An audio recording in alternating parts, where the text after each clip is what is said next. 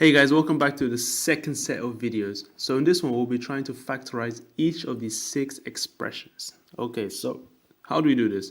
So if you recall from the previous video, we just look at both terms, or even 3 terms, and just factorize what they all have in common. We look at the common factors. For example, 15 and 25 have a common factor of 5 because they're in the 5 times table. X squared and x both have at least a single x. This has obviously 2, but this doesn't have 2. And these ones only have one y and no y respectively, so there is no common factor of y since there's only one y. So if we look at this carefully, the common factor of both of these is obviously 5x, and all we need to do is reproduce the term inside to make these terms back. So the first block here represents this term, so we need to make 15x squared y from 5x. To get 5x to here, we need to of course multiply by 3 and multiply by x and y, so 3x y. Okay, and now to do the second term, we have to do the same thing. So 3xy, put a minus sign out. To make 25x, we just need to multiply the second term by 5. Easy. So have a go for the rest of these, guys. Pause the video and try your best. I'm going to keep going. So 4p q squared minus 20p q plus 8p squared q. Okay, they're all in the 4 times table, so I'll do it quick.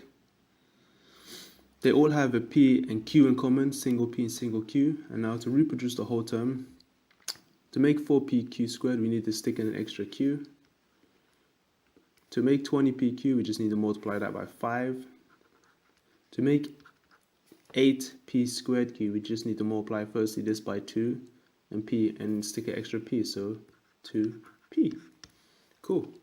Next one. So I think that was the hardest question there, because the rest looks quite easy. So next one's going to be to make, so we're going to make 10x to the power 4 plus 6x. Well, they're both in the 2 times table and they both have an x. So to make 10x to the power 4, we need to multiply first by 5 and then multiply x and get x to the power 3. So we need 3 lots of x's to make 4. Plus, and to make 6x, well, we got 2x just times by 3. Easy. So factorizing generally, I think is quite easy. If you get the concept, then you'll fly through these problems. So 15x cubed minus 20x squared, well, they're both in the 5 times table. Both have x in common. Actually, they both have up to x squared in common. Because notice, you take the highest common factor. So this has 3x, this has 2, so you can take out 2's for both. Now to get 15x cubed, well, you just multiply by an extra 3 and an extra x to get the term back. For 20x squared, well, you got 5x squared just times by 4. Easy. Now 21x squared plus 14x. So this one's easier than the other one, so I don't know why it's part h. So for part h, they're both in the 7 times table and both have x. And to reproduce it, we need an extra 3x plus 2 to make 21x squared and 14x as well. Finally, this one looks interesting. So we got 5xyz plus 20uxy. Okay. So we can see that they're both in the 5 times table. They both have x's, they both have y's. And that's all they both have. So taking out 5xy, what do you need to make 5xyz? Well, you're obviously missing a z to make it. To make 20uxy, well, we need to times it firstly by 4 to get 20.